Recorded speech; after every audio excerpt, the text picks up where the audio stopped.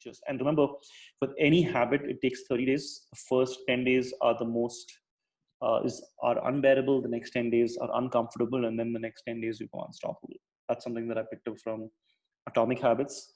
So if you got into the mindset knowing that the first 10 days are going to be the most challenging, I think that's one. Second is, when you talk about productivity, you talk about making small changes that can have compounding effects over a period of time. So let's say there's a change in diet, there's a change in sleep, there's a change in food. You don't change everything in one shot. The body breaks after 30 days, because then your cheat meal becomes, oh my God, I sacrificed all these things. Instead, you want to be like, I had this one small win. I did this for a week. Wonderful. What's the next thing I can pick up? Okay. So why don't we get started? I would love to cover a lot of these things, and thank you for setting this in. And an ideal, first of all, I want to go into it talking about you can achieve so much more than you think you can. I think, first of all, I think we assume we can't. Okay, so in today's session, I'm going to talk about the current scenario in terms of what's happening with COVID. We'll brush through that quickly. Then I'll talk about how to create time, which is going to help you be more productive. Then I'll actually get into like, okay, I have the side hustle. I need to start getting customers. How do I get my first set of customers and actually people to pay for it? Okay, and I'll go through that process. And then if anyone's also is interested in talking prototype and funding and things like that, I have that in place as well. Okay. So what are we seeing today in terms of current scenario, guys? Like, obviously you're seeing a lot of surge in tech-enabled businesses. So when I say tech-enabled, they're pure tech play. They are not dependent on location. They're not dependent on any offline setup. So obviously companies like Zoom, Netflix, anything that is more screen time, you're seeing a surge in those products. Obviously companies like LBV, Your Story, they've already picked up, and even Cult have picked up a lot of content creation as their as keeping people retained. So you're seeing obviously a lot of you're seeing a spike in the number of users. In terms of venture capital, you're seeing two schools of thought. One school is, oh my God, like we just need to figure out how our portfolio companies need to survive. And so they're like, we're going to focus all our resources. Sure. We're going to focus all our resources on making sure our portfolio companies survive. Whereas the other school of thought is, in that same school, you're basically saying, I don't have time to think about new investments. So you're seeing a lot of VCs actually not necessarily invest and be like, let this whole COVID thing settle down. And then maybe 2 to 3 months when things start picking up again. The other school of thought is like, the VC market in April was a lot like the stock market, where you had companies that were, let's say, overvalued, became undervalued. And if there's a drop of the value of the company by 30, 40%, and a startup is looking for money, VCs can come in and say, okay, I need more, I could get more equity for that specific business. So you also had VCs actually kind of dole out term sheets during that time, but that was a small percentage. Okay. I wanted to start thinking of 10-year plays rather than this blip, which we're seeing with COVID. Sure, COVID with the new normal changes things from a place of people realize, oh, I can work from home. I don't need an office. I don't have to spend on these fixed costs. There's always a flip side to everything. I mean, it's finally a rubber band. So if you see a lot of people working remotely, what will happen is culture gets affected.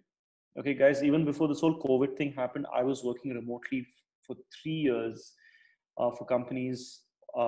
And I wasn't even in the same location. When I say that, like, I was working for a US company while I was in South America, when I was in Southeast Asia, when I was in India. And it's very hard to build culture. So the flip side is, sure, like you end up saving on these bits, but you very quickly feel disconnected. So companies have to overcompensate on building culture, and that becomes challenging. Okay. So one of the things to think about is the 10-year play for you is, there are a lot of industries in India that will pick up. Okay, so you'll have manufacturing, you'll obviously have education, which is doing pretty well. You'll have telecommunication, but India is going to be a $5 trillion economy by 2030 for sure.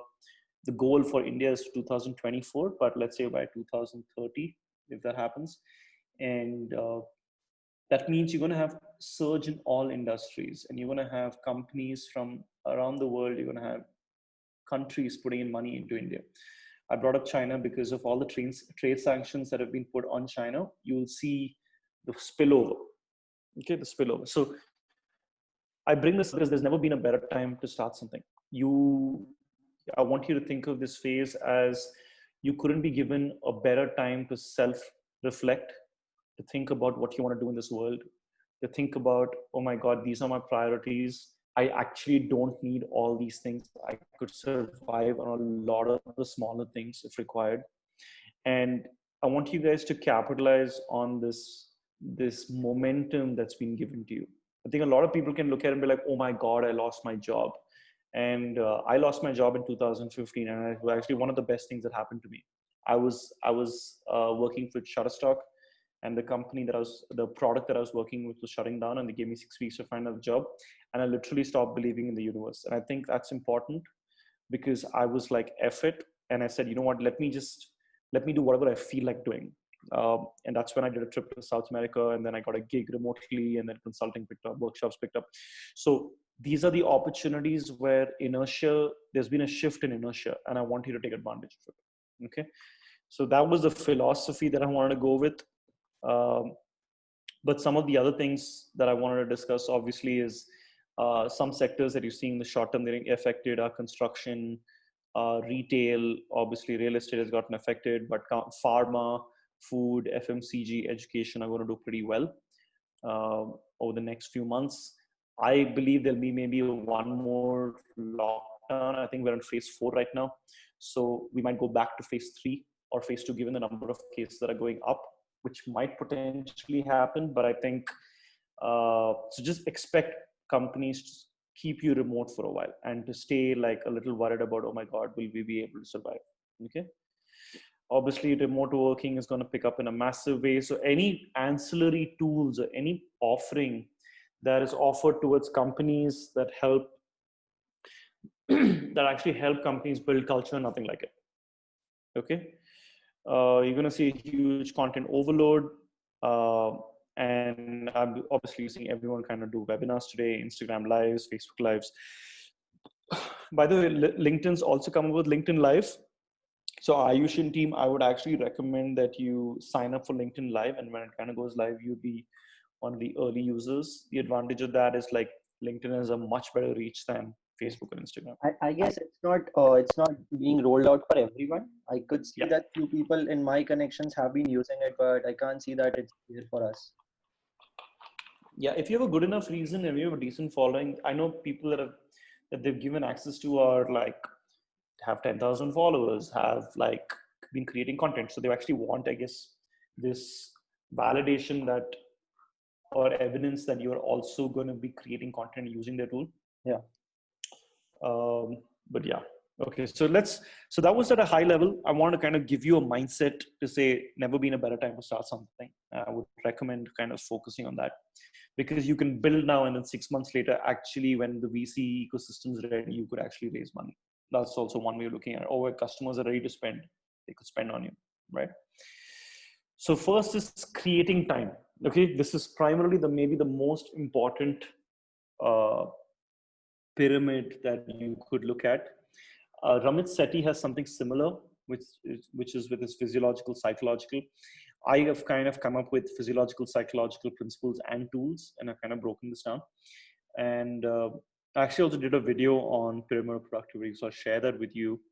But in terms of physiology, I think a lot of people remember, like, if you want energy, if you want something if you want to be extremely motivated, I think the first thing is you got to get your physiology right. So, which is, are you eating right? And I would recommend, actually, if you can take down notes on this, something like that. If this is a recording, you can share it with people. But it's eat, it's sleep, and it's exercise, right? And let's say with eating, you want to eat 80% full. You don't want to eat ever. You don't want to ever eat. You don't want mindless eating. So you don't want to eat where, let's say, you're watching TV and then you're consistently eating, and then you forget that you're like, oh my God, I overate. Okay. You want to eat heavy, as in when you start the day, like maybe a healthy breakfast and then lunch, and then after that, by the time you come in the evening, by the 6:37, you want to start thinking about your dinner, and by 8 o'clock you want to wrap up. You want to basically have a gap between 2 to 3 hours of between sleep and when you eat dinner. Okay, so that's extremely important because a lot of it kind of also sets the mood into sleep. Now, if you so that's with food. Okay, you want to keep it carbohydrate light. If you eat rice, if you eat Indian food, we're all very geared towards um, carbohydrates, which kind of make sure you put on weight, but also you end up feeling little lethargic. Okay, so high protein stuff, 80% diet. So I mean 80% food, and then start thinking about. I mean, if you have time and if you really want to do it, you can also start thinking of intermittent fasting, which is 12 hours, 14 hours, 16 hours. You try not to eat. So like 7 p.m. to 7 a.m. Let's. So that's on the food side of things. Then next is sleep. Okay, with sleep, um, obviously, as everybody knows, you need 7 to 8 hours of sleep. But the way to actually get that sleep is you want to start thinking, you want to put a calendar invite for yourself saying, okay, I'm going to get to bed by 9:30, 10. And then once you get to bed, the mistake that we make is we start using our phones and then all, okay, which releases dopamine, so actually keeps your mind active. But the important thing is you got to dim your lights. You got to go into this phase where you start feeling sleepy and then go to sleep. Okay, so you actually got to be away from your phone. So things that you can do obviously is read a book, which if it's possible, great. If you can write things down, nothing like it, but it's you with your thoughts. Okay, so I can't. The reason why I started physiology is like that's your base level foundation. You get that right, your motivation is obviously going to be out. Okay, because remember, you only have a limited amount of willpower. So that's one. Okay, then in terms of, I said exercise, right? Exercise is something that's difficult. I've had challenges with exercise as well. You don't even have to start massive. You're like, listen, for 5 minutes today, dude, I'm going to do some stretching. For 5 minutes today, I'm just going to go out for a walk and come back. Just your goal is 5 minutes. Start with 5 minutes. Make sure you're spending 5 minutes every day for the next week. Then week number 2, let's make that 10 minutes, right? I think the mistake that we make is, oh my God, I got to work for 1.5 hours. It seemed like a Herculean task. And you're like, oh my God, I can't do it. Give yourself enough credit even if you're doing for 5 minutes. Okay. So once you have your physiology in place, then it's your psychology. Okay. In terms of psychological productivity, I think a lot of us have the sense that, dude, I can't do it. Oh man, I don't have this willpower. Your self-talk is your biggest stopper. Okay. So I want you guys to start thinking about affirmations. Every day, as soon as you get up in the morning, I want you to write down 3 things that you're grateful for. Dude, you have a roof on your head. You have a job. Okay. When you're grateful, that's your baseline. Then you start coming from a place of abundance, right? You don't come from a place of scarcity. So I want you to start consistently thinking about what are you grateful for and what are your daily affirmations. Your affirmations will have compounding effect over a period of time. Your affirmations need to be in a place where you feel scarce. So there was a point in time where I used to feel that, oh my God, dude, I don't have enough money. I'd be making money, I'd be making decent money, but I'd be like, dude, I don't feel financially abundant. And I think it took me a very long time to realize that I need to be financially abundant to feel like I can give back and start something. Like your financial abundance, I'll give you a good example. If you're looking to raise money, if you're financially abundant, you'll be like, listen, I think I need $1 million. You won't feel shy to ask $1 million. If you're not financially abundant, you might be like, listen, I think we need 150K. Huge difference. Like that can fundamentally decide whether you're going to fail as an entrepreneur in terms of money, right? Like if you have the opportunity to ask for money, you should be able to ask for money and ask for it like boldly, right? And that's the same thing with your customers. If you think that you have a good product, you should be able to boldly ask for that amount. So your psychology needs to be around daily affirmation saying, I feel financially abundant. I'm meant for great things. The universe is on my side. Okay. And your daily affirmations are extremely important. And then at the end of the day, you go, okay, what are the 3 things that I'm grateful for? If you can put that as a calendar invite for yourself at the start of the day, saying your daily routine in the morning basically is affirmations. And if you can spend maybe 5 minutes exercising or 5 minutes basically, which was journaling, which was exercising, and then maybe listening to some good motivational content. It's a great start to the day. That'll set you up for success. Okay. Um, the other thing I want you to realize is I don't want you to tie your identity to the kind of work that you do. I think what can happen now is, let's say you're working for a job and you hate that job, and like maybe, my work at that job place is like, I do some repetitive tasks, and you can feel like, dude, like what shit am I doing, right? And I want you to know all of us have an amazing piece of talent. You just haven't uncovered it. Okay. Tim Ferriss has other really good dialogue. He says 25% of it is finding yourself, 75% of it is actually creating yourself. So you just need to be like, okay, these are one or two things I'm really good at, or I'm good at. And these are some things over a period of time I can be really great at. The problem is you and I are not able to see that compounding effect 5 years from now. Okay, so your only goal needs to be on a weekly basis. Hey, did I do these things right? And I made small increments over a period of time. Okay, so that's on psychology. Then it's the principles. So I want to talk about the principles. So I have certain principles that I want to share with you. And this is getting into the nitty-gritties of productivity. Okay, my principle towards thing is I like to say no before saying yes for most things. So as much as we're running a business, and like if there's a webinar opportunity which is related to Master Life, yes, I'll absolutely say yes. But if, let's say, one of my friends want to catch up and say, dude, at 4 p.m. I have a doubt with something, can you talk to me now? I'll be like, no, I can only talk to you after 7 p.m. So you need to have very strong principles. And one of the principles that I have is like, I avoid taking calls between 11 a.m. and 4 p.m. Like no calls. I would line up all my calls between 9:30 and 10:30, or I will line up all my calls between 4:30 and 6:30. Let's see what's in chat.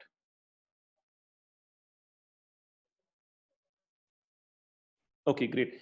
So Aishwarya has a question. How do you start reading self-help books? So I think, first of all, don't force yourself to read anything. Let your curiosity take you somewhere. Like if you don't like reading, don't read. I mean, listen to audiobooks, watch videos, right? The important thing is you're taking up you're consuming content that you feel like consuming that is good for you in the way that you like doing it, right? Like some people, to be honest, I have not finished 95% of the books that I've started reading. But as soon as I get the essence of it, okay, what I like about books is like I can take down notes while I write with it, right? But I try to make sure, like on YouTube, I listen to some Tony Robbins stuff in the morning. Okay. So the important bit for you is you don't have to use that as your first step to read. But if you like reading, then start small, whether it's first thing in the night. I mean, before you sleep, read for maybe 5-10 minutes, or as soon as you get up in the morning, you read it. Okay. The other thing about productivity, guys, I want you to know everybody's productivity around them has dropped because your momentum, if you're extroverted, or if you're human in some sense, you're going to derive your energy from the world. And right now, the energy around you is shit. Like really, like think about it, right? Like your energy around you is people are dying. Coronavirus, don't have vaccination. People are getting laid off. There are locusts, there are fires, there are migrants. Like, you know what I mean? Like there's just a barrage of just bad information coming to you. And remember, negative energy always triumphs positive energy. So you're going to have it really difficult for you if you're constantly feeding yourself that. It's the first thing you feed in the morning is to see the number of cases of corona, you hit yourself. Right? So it's important that you stay away from that as much as possible. Okay. So coming back to your principles. So few principles that I want you to write these down. I want you to get a book for yourself with a pen and be like, okay, what are some of my principles? If I want to be productive, what can I do? So few principles. First is taking calls only from, let's say, 9 a.m. to 11 a.m. and then calls from 4 p.m. to 6 p.m. I have a calendar invite for my workout. So saying no matter what, I will work out from this time to this time, from Monday to Thursday or Monday to Friday. I have a date night that is set up with my wife for Fridays at 8 p.m. So no matter what, we switch off and then make sure you create time for your relationships. Right? Now that's important because you do that from a place of you need a balance in your life. So Saturdays, as a principle, I will try not to work. I will not I want to avoid as much as possible working on a Saturday. I'll work on a Sunday in the evening, but I'll avoid working on a Saturday because that time off will help you give productivity. productivity is not about I have to work 7 days a week. Productivity is about working 6.5 hours to maybe 9 hours, but zoned in with a full state of flow. Okay. Other set of principles, I don't have Slack on my phone. I avoid having the Gmail app on my phone. I sometimes uninstall Instagram and Facebook on my phone. Okay. So you need to have some of these principles at a high level.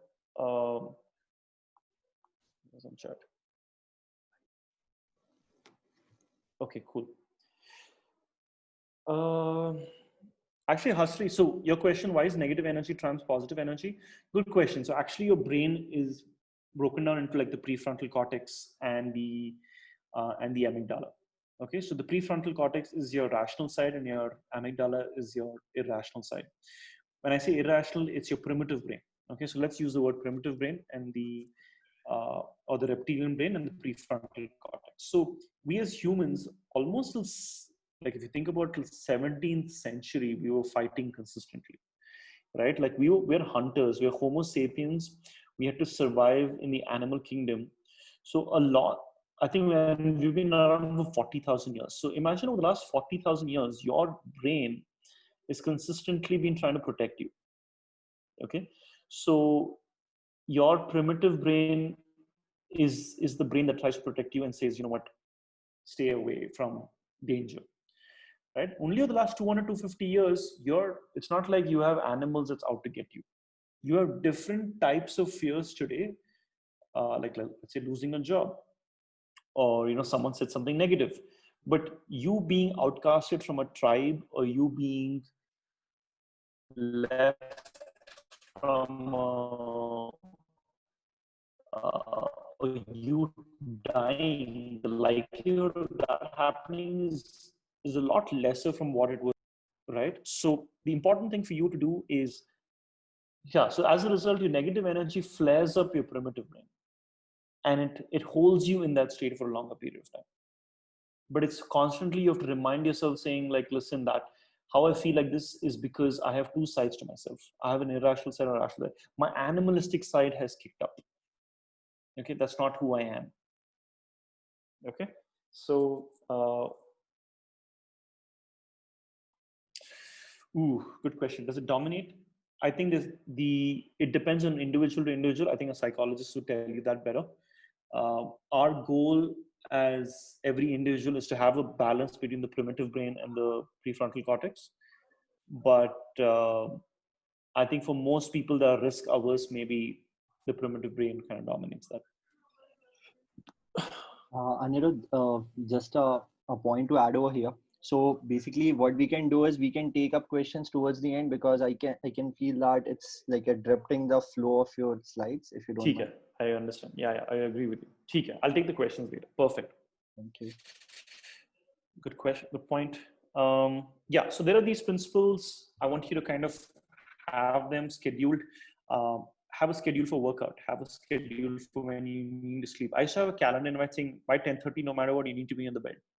Okay. And principles being like, I want you to say no first instead of yes. I actually wrote a post on LinkedIn of like some of my principles on productivity. And I could share that post with you, or you could actually add me on LinkedIn if you haven't, and then check out that post.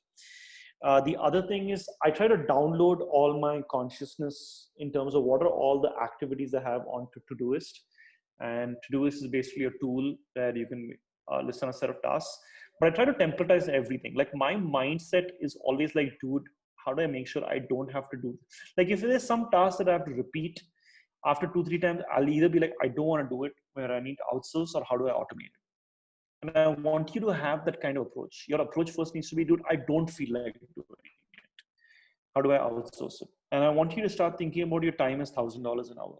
If you start thinking about your time as like, my time is worth 1,000. Okay, do I need to send that email out? Is that email worth $1,000 an hour? So reframe your thoughts around how much time is, how much worth is your time. Okay, so I try to templatize things, and I have some templates that I've actually set up on email. So if there's any email that I'm sending out partnerships, I kind of just use it as an insert template and send out. The other thing is I have Todoist that's integrated with my email. So if there's any task that comes in on an email, I quickly just add plus button here, and then I just add the task here, because the goal for me is not to have too much running in my head. Okay, I want to put everything onto the tool, and then I can just look at the tool and be like, okay, do I want to prioritize this for today, or do I want to prioritize this for another week, or do I need to delegate this to someone else? Okay. Todoist is a tool like this. I kind of have something like, let's say, projects, right? Like goals, marketing, operations, product assessment, research team, and retention.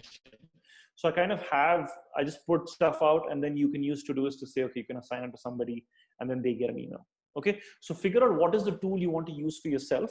So I broke it down into psychology, physiology, psychology, and then your third layer is your principles, and your final layer is the tools. So I use Todoist, I use my calendar, and I use my email most effectively. If you get the first three right, if you get your productivity right from a place of physiology, psychology, and your principles, 90% of your optimization around productivity is done. The problem is we say too many yeses. The problem is we don't get enough sleep. Okay, so if I want you to be very disciplined, and discipline again, like it's got such a bad rep. You need to have a great relationship with the word discipline. You need to have it as, this discipline helps me achieve more. And so using the word discipline, just saying like, these are some of my habits, man. As a principal, I don't take calls between 11 a.m. and 4 p.m. Okay. So that was on the productivity side of things. It's also important for you to switch off. Remember, I want you to be very and work isn't everything, guys. As much as we work 20 to 60% of our time, it's important that you spend time with your family. It's important that you spend time with your friends. You have balance across multiple areas of your life, because you'll bring that energy into your work. Okay. Now, let's say you're working with your, coming up with your idea. To be productive around your idea needs to kind of have your ikigai kind of set up, right? So you need to be, there needs to be feedback loops around what you love, what can you get paid for, what the world needs, and what are you good at, right? It's very easy. I've done jobs. I've worked, like, fundamentally, guys, marketing is something I'm okay at. I'm good at, I think. And I think when you end up working with companies, after some time, you're like, maybe I'm not passionate about their product, and you start feeling drained, right? You end up feeling drained because it's not maybe something what you love doing. Okay. So what you need to be productive, also, you need to kind of have your ikigai. So I want you to write down what do you love doing. And what you love doing primarily boils down to what kind of content you consume when no one's watching, right? What are you doing when no one's watching? And write those things down, right? What the world needs. So like with Master Life, at least I fundamentally love reading motivational stuff, deconstructing concepts, curious about how to achieve goals, how to build resilience, things like that. So I love doing that. And then I'm like, okay, how do I get paid for it? Can we do programs? Can we do courses? Can we do books, right?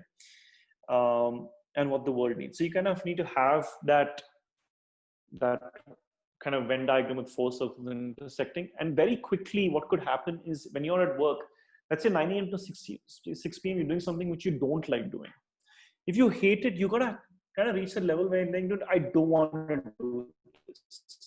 And how badly do you want that alternative life, right? Like, I think all of us as human beings, we really make that change when we say, enough is enough. Like I say, dude, F it, I'm not doing this anymore. F it, I'm done, I'm going to lose weight, right? So you kind of need to reach that. So at work, what I would recommend is, especially if you're working remotely, I want you to start thinking about what are all the activities that you can automate? What are some of the things that you can, if you upward manage your boss, man, you're winning.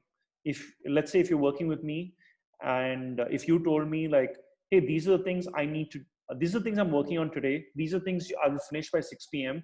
And these are some of the things that are pending, which I'll do tomorrow. The boss would never have to follow up with you. Then there'll be more trust. There'll be more like, okay, I don't have to do daily calls. Let's do maybe once every 2 days, once every 3 days. You know what I mean? So you got to kind of have that set up. And once you have your idea, which is also energizing you, once you kind of create a time with a pyramid, then it's about actually just taking your idea into the world. And I want you to follow lean startup principles. As much as I say it's a great time to build, don't spend maybe 6 lakhs or 10 lakhs or like 5 lakhs. to actually going to a tech company and saying, hey, can you build this prototype for me? Okay, what I want you to do right now is, how do you get people to pay for you without you having to build anything? You're building a value chain. You don't necessarily have to build a product. So for example, with Masterlife, technically I tested this with 100 people where I said, okay, let's deliver this with a live session with Google Sheets with WhatsApp groups, which are fundamentally points of Masterlife, right? Which is mostly the app. And then we were like, okay, to further optimize, why don't we create video content? To further optimize, let's have the community sit on the platform, right? So I want you to first think of what can you deliver. So who are your potential customers? What are their problems? And I want you to take a script and actually talk to these customers and have a high level script on trying to find out what their current problems are, what their current behaviors. If there was an ideal state, if there was a magic wand that they could kind of wave, what would they want to have, right? And then you try to pitch your idea. And I think a lot of mistakes that we make is like, you know what, I'm going to build a website, and I'm going to have a call to action on the website. What you need to do is like, listen, I'm going to go face to face and pitch. Because the more, so you see this diagram here, it's basically the area under the curve. The area under the curve is what gives you qualitative feedback. Okay, so the more qualitative feedback that you're able to get early on, the more feedback that you get in terms of iteration of the product. Okay, so you want to go from face to face to Skype to phone calls to survey to landing pages. Because with landing pages, you get one-on-one kind of feedback. With face to face, you get ones and zeros kind of feedback in landing. People signed up, didn't sign up, right? So here's an example that I ran. So before launching Masterlife, I actually did 4 courses myself. I did improve your productivity, how to get good at dating, how to connect with anyone, how to lose 4% body fat. And I ran these 30-day programs. And I pitched it literally with a Facebook message or a LinkedIn message with a form saying, fill this form up. And we had 23 people sign up for this. But for the fitness one, we had, let's say, we had 8 people sign up for it, and they all paid $2,500 each.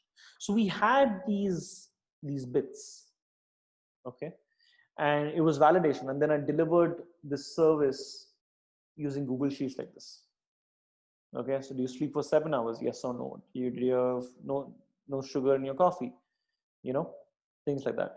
And then I made them watch a bunch of videos by actually pulling out YouTube videos and watching this. And then we gamified it using Google Sheets.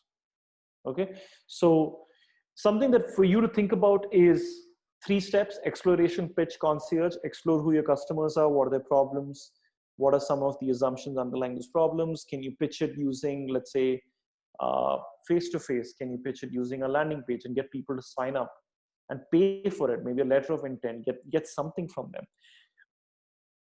And then can you get 6 to 20 people to go, oh my God, dude, you changed my life.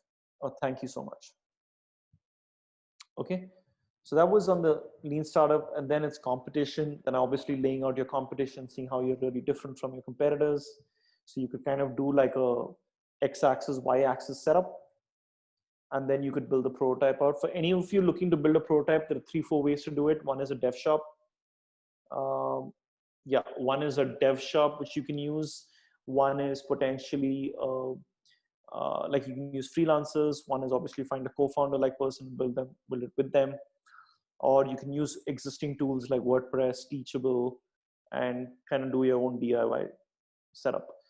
So each of them have the pros and cons. The cool thing about dev shop is they'd be professional. You could create high-end kind of prototype, but expensive. Freelancers, you just need to know more about the product and know more about what you exactly want.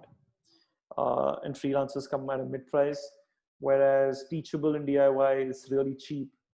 Like you don't have to spend more than $1,500 or 2,000 rupees, and you can get a prototype up and running, right? So I would recommend kind of going after building a prototype in that space if possible. Cool. So I want to give Masterlife as an example because we launched Masterlife in April, we'll put the landing page up on March, but we launched officially in April, and we got 35 people to pay $1,000. We made $35,000 on our product even before we actually launched the app. Okay, so it's a good way to test it. Okay, I wish I can show you that actually quickly.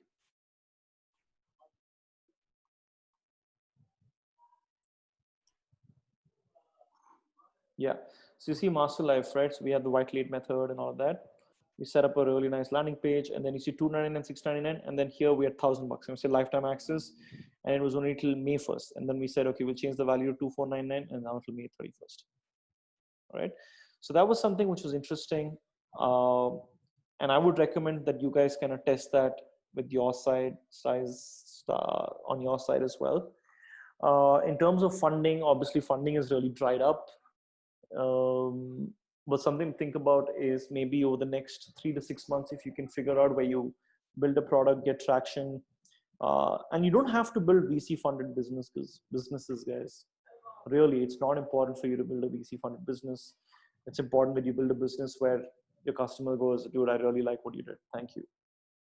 You know, and then after that, VCs will come to you if they say, dude, okay, you're building a good product. Okay. So the big don'ts is don't build that prototype. Don't spend a lot of money building the prototype. In terms of a marketing strategy, don't go all out on your marketing strategy. Like start small, go with like 100 people, get people to test your product, get feedback as much as possible. And once you kind of achieve product market fit, is then you scale. Don't spend too much money. Brand awareness. In terms of brand awareness, it's not important for you to get that PR till you've really like refine what your product looks like. Okay, cool. So that's primarily from my side. I know a few of you are here, 30 of you. I have actually so Master Life, by the way, for those of you who don't know what it is, it's like life skills. It's a life skills platform, and we have these really cool programs that have been created. And the cost on the platform is actually $2,000 for the lifetime access, and we're giving it at a 50% discount right now for the first 2 people that actually want to have access to this. So I'll share the link, and anybody who wants to buy for the first 2 people could. And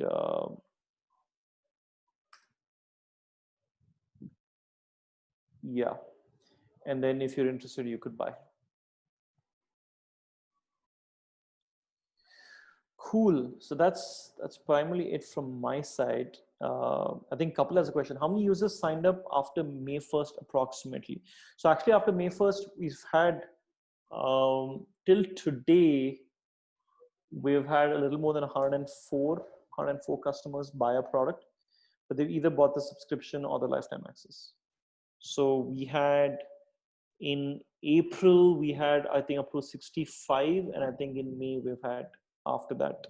We also did a thunderclap. I don't know if you know what a thunderclap is, but we got 150 people to sign up or to basically spread the word on the same day saying, hey, check out Master Life. And I think we got some interesting traction from that.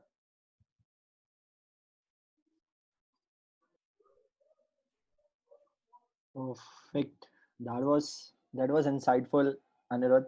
I personally loved it, and I guess the recording of this session is surely going to help people around.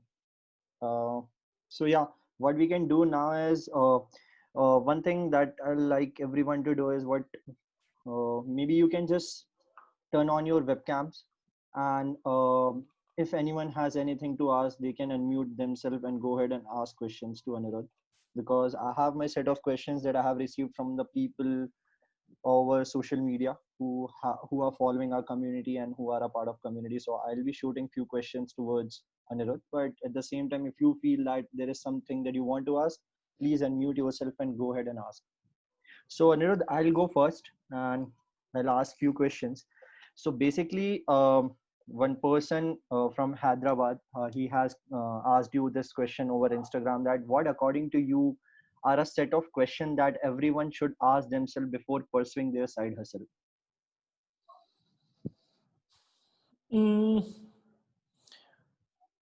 That's a good question. I'm trying to think what questions did I ask myself. I guess, what do you want to be doing for the next 10 years? not necessarily what am I going to be doing over the next year or 2 years. I think what is it something that I can do long term? Mhm. Because I think we're so stuck in this world of like instant gratification that you think, oh, I want to sell my company in 3 years. I want to, make this exit in X number of years. It usually takes longer time than expected. So I think the question you want to ask yourself is, what do I thoroughly enjoy doing on a regular basis? And you should try to build a business around that. Uh, See, if you like making money and money gives you pleasure, like you then there are different types of people, man. There are the artists, right? Like there are artists that are saying, okay, I just love my craft, I just want to do that. Right. And then it might make sense for you to actually combine yourself with a business person who just Right. loves making money, right? So I think one is, what do I want to be doing in the next 10-15 years? The other one's, okay, what are some things that I'm good at? I think an exercise that could be interesting is, which I actually did maybe 2-3 years back, was I asked 15 people that I know, 5 people that I worked with, 5 people who are my friends, and 5 who are my acquaintances, on like, what are my strengths, what are my weaknesses, what do you think I can be best in the world at? And you'll start seeing patterns of what people will tell you, and that's something that you want to maybe move towards, and then build your identity around that. Makes sense. Correct. Anyone else? People who are asking questions in the chat section. Hmm. Abhishek, DV, Hashri. Anyone? Do you have any questions? Okay. Meanwhile, these people gather some questions. I have the next one. So, Anirudh, what according to you is the right time to take up a side gig seriously? Like, what is that kick, or what is that, what you can say, takeoff point, which according to you would be the ideal time to start off a side hustle? If your side hustle is taking care of your living expenses, I think it's a good time to switch. Certain. Yeah, if you're like, I know Paras Chopra switched when he was making $40,000 a month. Mhm. So if you can take care of your rent, the challenge is obviously, like, if you have family or like a wife, or you feel like there are people depend on you and you need to take care of them, then it becomes a little more challenging. But yeah. Got it. I guess it's all about survival.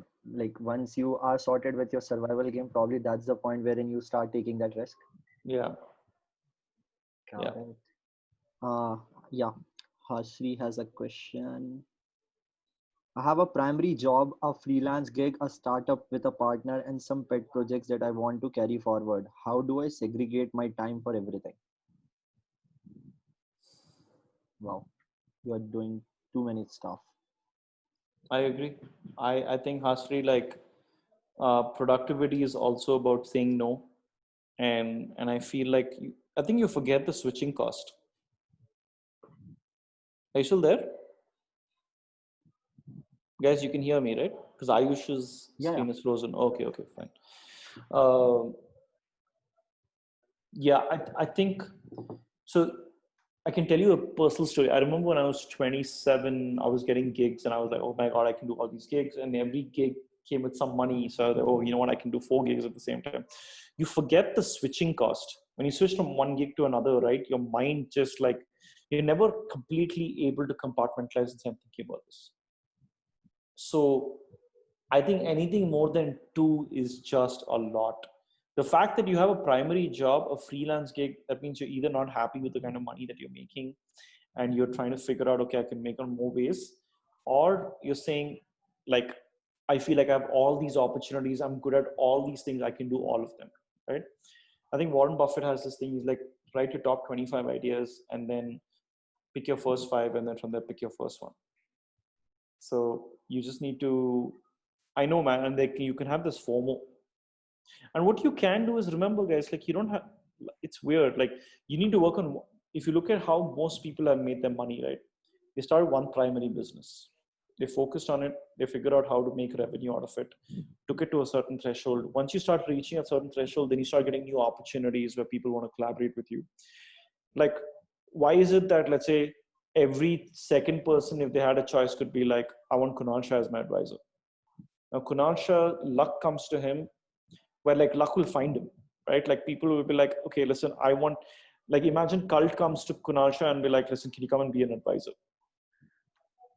Right? So something to think about is like, your goal should be just start your primary business, and then maybe in the future, you'll get multiple amazing opportunities that you can get equity in, that you can get paid for. Okay. So yeah. Nice one. Okay, we have one more question from Drushi, and she wants to ask how to prioritize then exploration agenda over switching cost.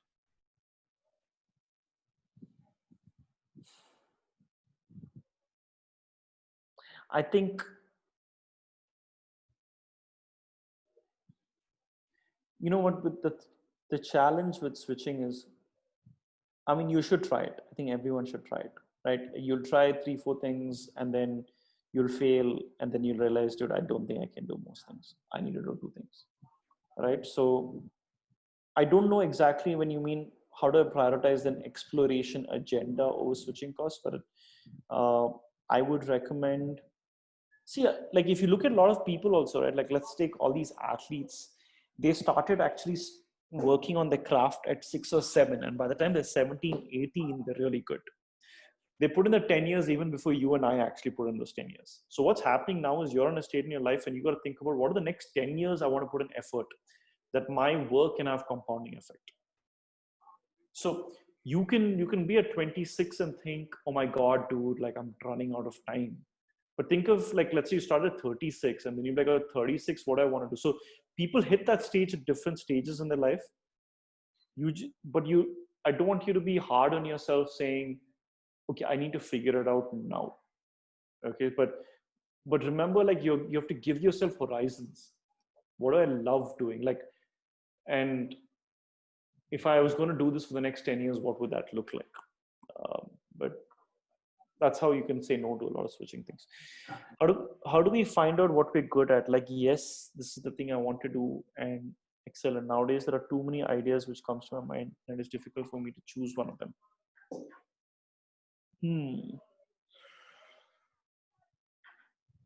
So I think one of the ways to find out what you're good at is, actually there are 2 things that I would recommend. One is create an achievement manifesto. So I would ask all of you to do this. So like, even if it's the smallest things that you achieve in life, like just in a piece of paper, write it down. Dude, I came first in 100 meters championship when I was in grade 8, let's say, right? I won Mr. Personality. Write all of them down. And after that, you start seeing patterns of what you're good at. Like I remember, like when I actually wrote down all these things, I realized that I'm actually good at picking up something new, being curious about it, and reaching a decent intermediate level in a short span of time because of feedback loops. So that's something to think about. In terms of when you have too many ideas, just write every idea you get, keep writing them down. Keep writing them down. I mean, I have a notes section on my Mac that I keep writing all my ideas down. And Elon Musk says this, dude, like he has thousands of ideas. Ideas never stop, right? And actually, if you watch the Joe Rogan podcast, he says like he wanted to do up his house like Tony Stark, like do a massive, like imagine in LA, like build this thing. And then he's like, I am so anal about things. He's like, should I do that, or should I send someone, or should we focus on sending people to Mars? He's like, okay, you know what, we're going to focus on sending people to Mars. So he decided not to renovate his house. So that's the balance that he's playing, I guess. But saying no becomes, you learn, I guess we all learn about saying no only over a period of time. That's difficult. Procrastination is the only word that sometimes bother me so much. Thank you for answering my previous question. I want to understand, how do you get a balance between your psychology and work? Most of my time I'm stressing about work or study so much that I end up taking more time for the task. I mean, we all stress. I mean, I still stress. I mean, I stress about the fact that Master Life might fail, and that we're burning money. We haven't reached our level of revenue. But I also kind of try to tell myself, okay, what's the worst thing that will happen in 2 years? We failed. We tried a bunch of shit. We'll go back to what's the worst thing? I'll still have a roof on my head. I still have a family, you know. So I think the long-term effects of stressing maybe that you could stop is obviously uh, start practicing gratitude every day. The breath thing helps. I mean, I've watched so much shit around this, like, and I don't like meditation, but somehow it keeps coming back to like watching your breath, you know. Um, Also, keep thinking about what would it look like if it looked easy. You don't have to do everything alone.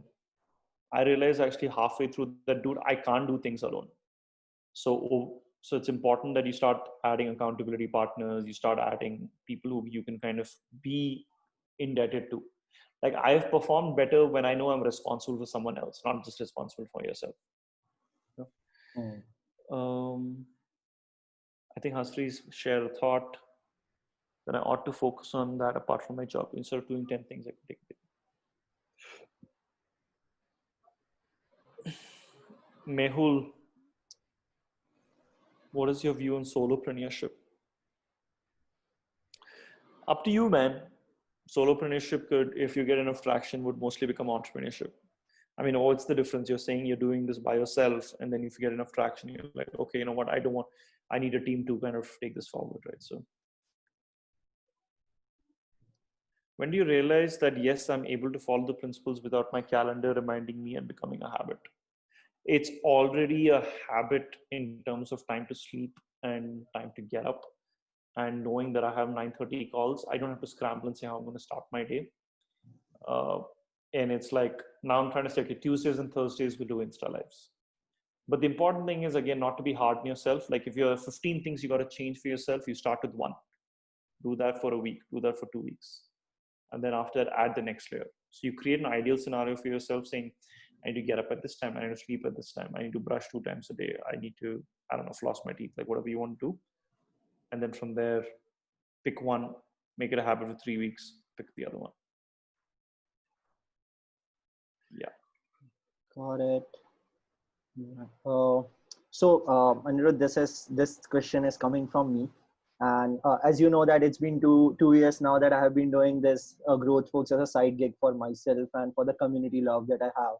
And guys, this might be something that few people might know or not, but when we kicked off our offline series of events across 9 cities, we started off with Bangalore, and Anirudh was the first one who came to our event as a speaker. And we started off with a basic thing that what are the myths around growth hacking. I guess that time you were still working with some other company, not working on Master Life, right? Yeah. Master Life started only in September last year. Yeah, correct. So my question was around this thing only, that I have been working personally on this thing for quite some time and few other stuff. But one thing which comes to my mind most of the time is that, okay, what is important, being effective or being efficient? So what's your thought on this? Like, do you feel that being effective is like it has to be prioritized above being efficient, or the other way around? What's the difference for you between the two? So being effective means doing certain things, and what you can say, doing a set of things only, like one or two tasks at times, and being good at it. Or the other way around is that you do a lot of stuff and be good at all the things, like efficiently you are doing it, strategically you are placing things. Yeah, I guess Santosh has quoted it right, doing the right things versus doing things right. Thanks, Santosh. I think depends on what stage you're in. Like, for example, let's take Master Life, for example. We have more work to do than the number of people, which will always be the case in a startup. Okay. So Yeah. for me at least, it's important that we are efficient. We don't have to be right 99%. Mhm. We can be 95%, but let's push it out. So because we will make mistakes along the way, we will screw up, people will give us feedback.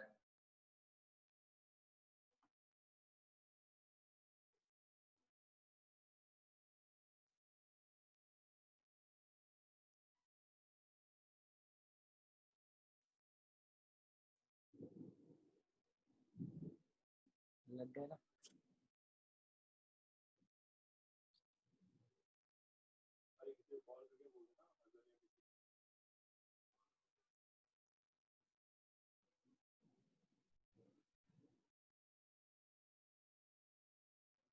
Hello? Deepak, working two people on a single mission is good. A single person, the single mission is good. And why?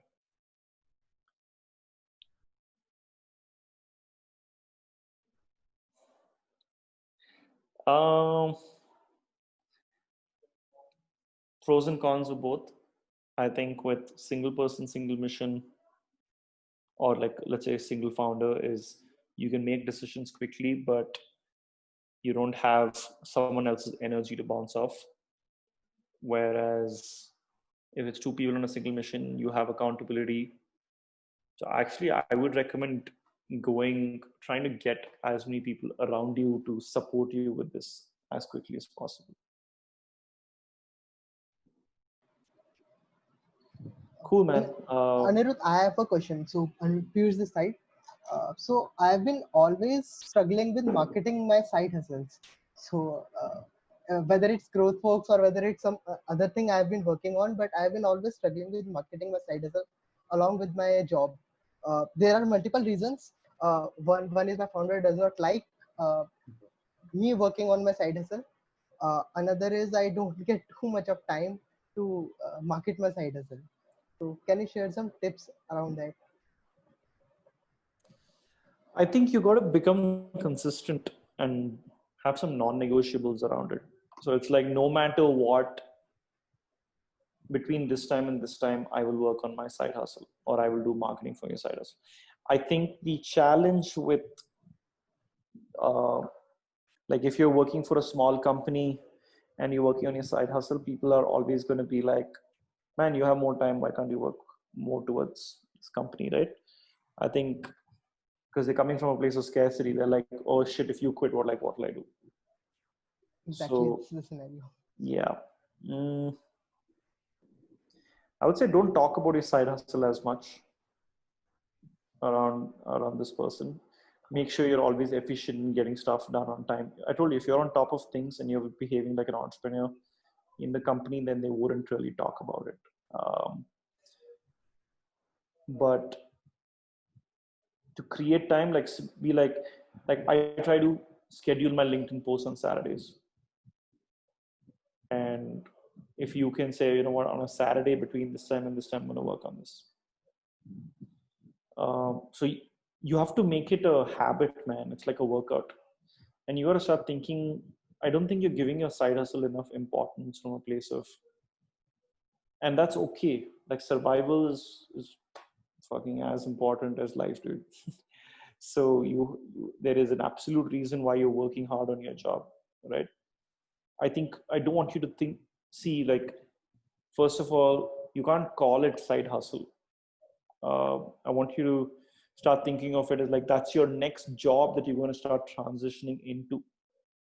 That's a job that you're going to start transitioning into, and you got to figure out how to make money. If it's something on the side, it's like you have a main girlfriend and you have a side piece, right? Like if you've prioritized it like that in life, then the amount of time that you end up spending on it will always be different.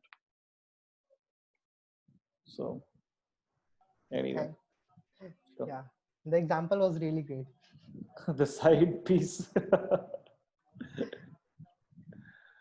Cool, man. Okay, guys, I guess Yeah.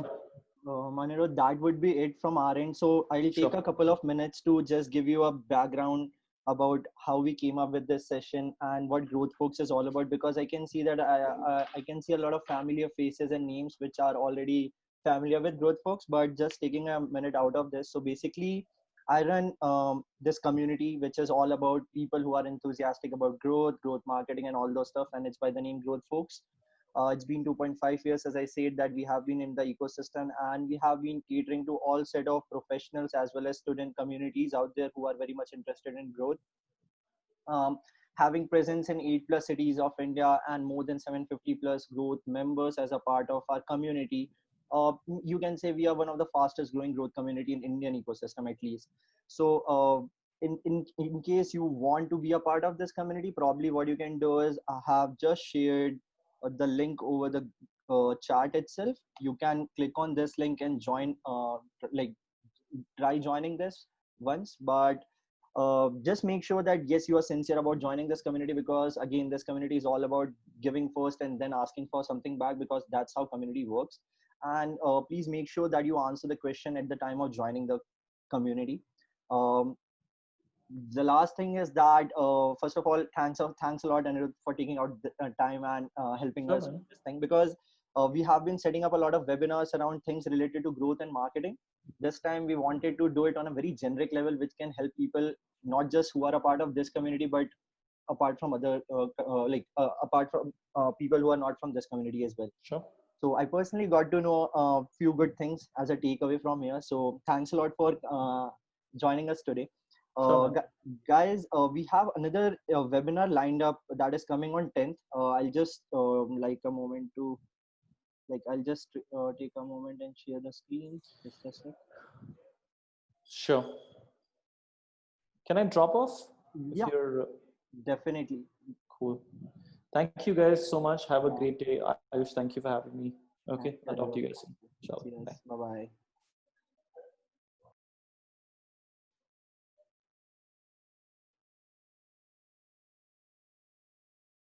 Guys, so we are having another event that is coming on 10th, and it's going to be all around growth for SaaS companies. We are going to have Corey, who is going to who is going to take up the session, and he is heading growth at Bear Metrics. So please do register. It's there on our Facebook page, Facebook group, as well as on LinkedIn. If you guys want, we can share it over email as well.